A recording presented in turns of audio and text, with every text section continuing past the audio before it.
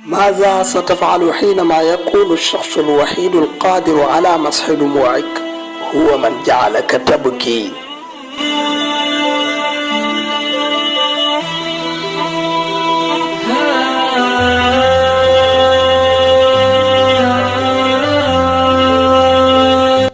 ana lan ngay def su fekkee ne benn jëmm bi nga xam ne moo mënoon a fekk ngay jooy mu fompal la say rankoñ jëmm jooju mooy ki la jooyloo.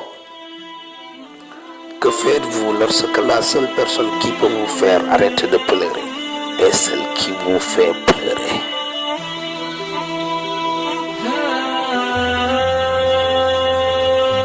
What do you do when the only person who can make you stop crying is the person who made you cry?